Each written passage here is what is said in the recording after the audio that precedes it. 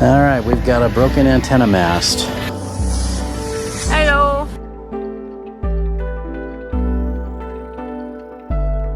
Hey, what's up YouTube? Dan the Fix-It Man. I'm going to show you how to replace your power antenna mast on a 2002 Lexus RX300.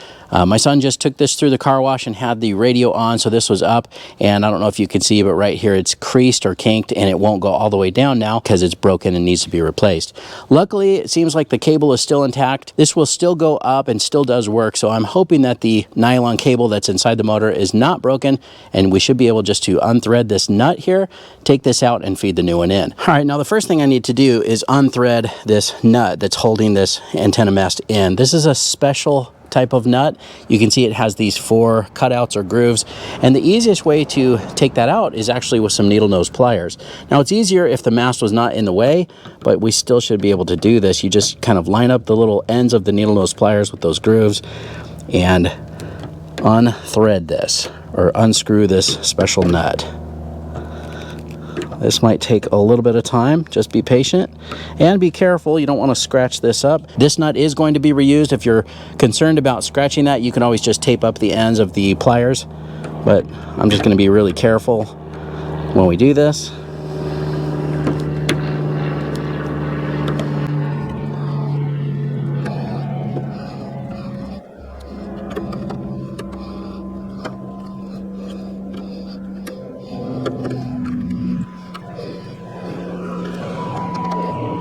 Now once you get it started, you can use your fingernail or a little flathead screwdriver here to help turn that, and try to turn that the rest of the way. You can see it's kind of spinning and rotating the antenna mast, so I'm just holding that with my other hand while we loosen this nut.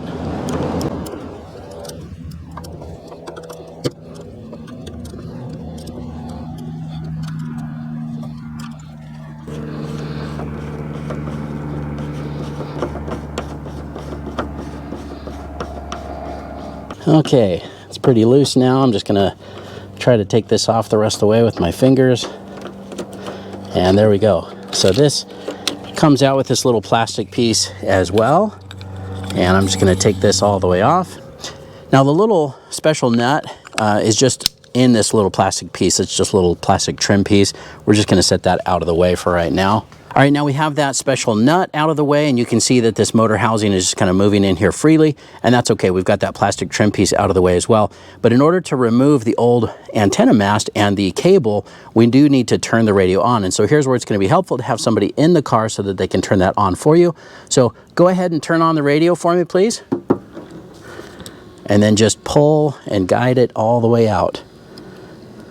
And you can take note that the teeth direction was facing this direction.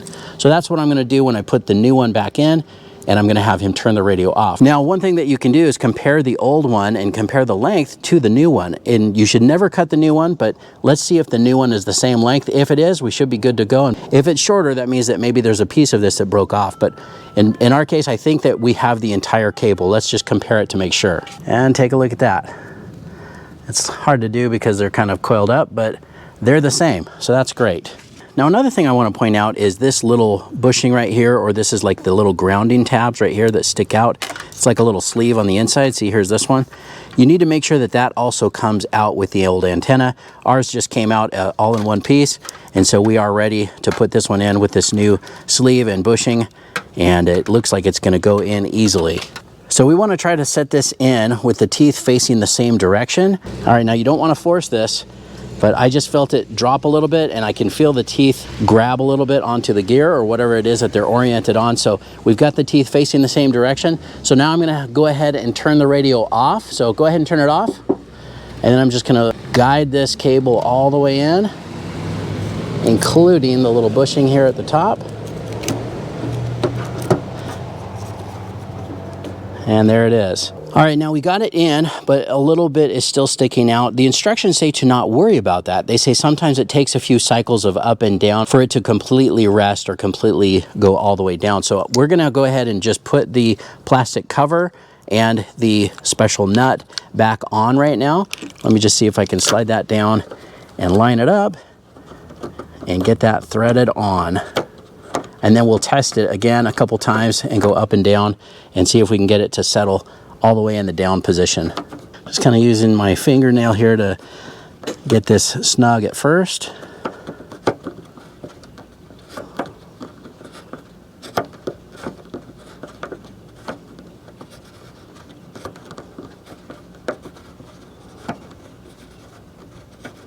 All right, and then I'm just going to use the small little flathead screwdriver for a couple turns here.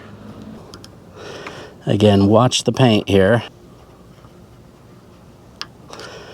Well, you know, this flathead screwdriver trick just by itself might be enough to tighten and loosen this.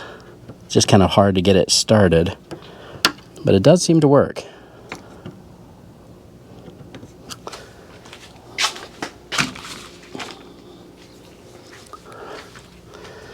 All right, I'm going to go ahead and try to finish it up and make it snug with the needle nose pliers.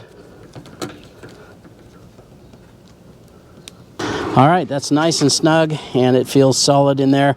Now let's go ahead and turn the radio on again, and we're going to watch it go up and then test it, go back down a couple times and see if we can get it to go all the way back down. Nice and smooth, nice and straight. Now go ahead and turn the radio off. We're going to watch it go back down. Hopefully it'll go all the way back down to the home position. There it is. It's completely retracted just after running it one more time after the initial install. Go ahead, let's go ahead and just do that one more time. Go ahead and turn it on.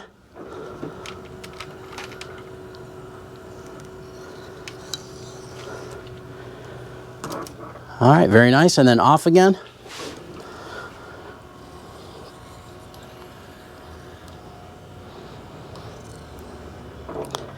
And we are good to go. We're done. Completely retracted all the way to the bottom there, all the way to the home position. It's nice and flush, and this is ready to go. So, you know, we were lucky that the mast itself or the cable didn't break off. If it does, you will have to get in through the back and take off that panel to get to the motor and take it apart and take out the broken piece. But it is something you can do. I have done that on some other models, but in our case, we got pretty lucky. If you do need to take things apart, I'm sure that there's another video on YouTube on how to do that. In this case, all we had to do was take out the old mast and feed in the new one, and this is good to go. So I hope you liked the video. Please give it a thumbs up and subscribe if you don't mind. That does help me out. I'll get a link in the description where you can pick up a replacement power antenna mast as well. Thanks so much for watching, and good luck.